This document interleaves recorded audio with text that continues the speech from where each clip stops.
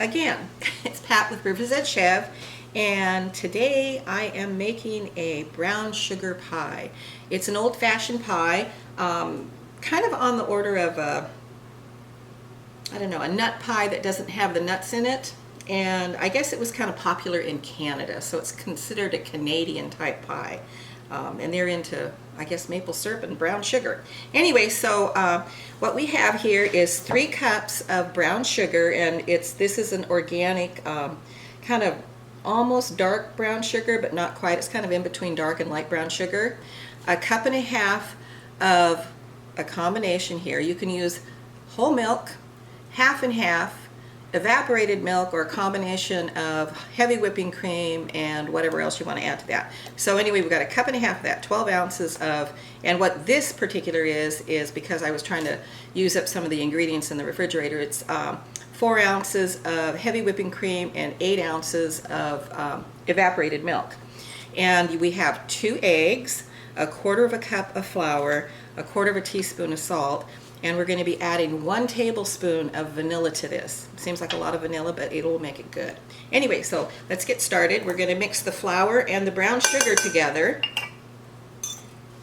We're going to mix this up good, and then we're going to beat our eggs in the other bowl and add the milk to it and the salt, and then we will mix it up really well, and then we're going to let it set for about a half hour to an hour so that the sugar all dissolves, because this is a lot of sugar.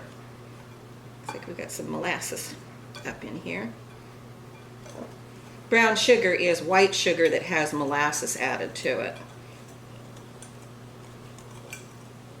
So if you're ever out of brown sugar and you have white sugar and molasses, you can make your own brown sugar up. And you just add the molasses to the sugar and stir it up really good.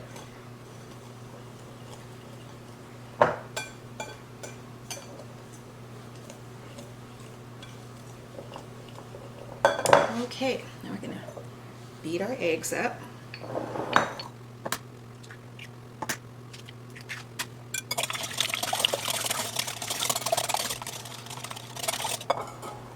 Add our quarter of a teaspoon of salt.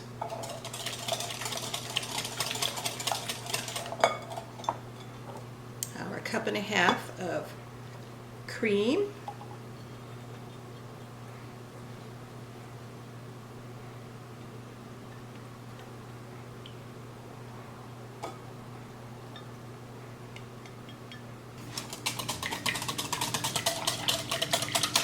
Doesn't take many ingredients to make this. Oh, and then the other thing is that I have a pie shell here that I baked off already, and the pie shell, the pastry crust recipe will be linked at the end of the video. So anyway, we've got that already done, and it's already baked, and I did bake it completely.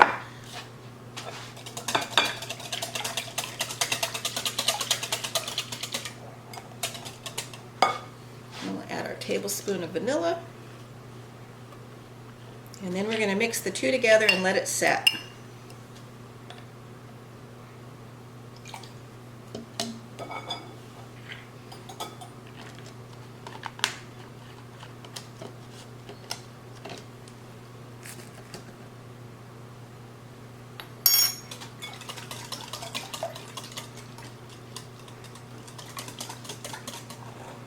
If you wanted to, you could add nuts to this, and it would be quite tasty.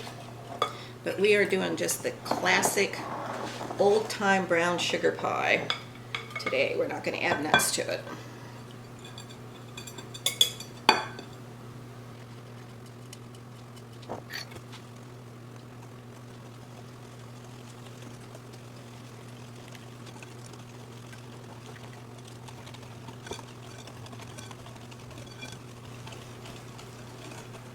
Okay, we're going to let this set for a half hour to an hour or so until the sugar dissolves down some, because otherwise you're going to have some sugar crystals in your pie, which wouldn't be a bad thing, but it will be more smooth and more palatable this way. Have a better palate feel, I guess it would be. Anyway, here we go. We're going to let that set. Well, the pie is out of the oven. The brown sugar pie is out of the oven and it looks beautiful. It's still really warm, so I'm not going to cut it tonight. Most recipes recommend that you put it in the refrigerator for at least 2 hours after it's come to room temperature before you cut it, so that's what I'm going to be doing.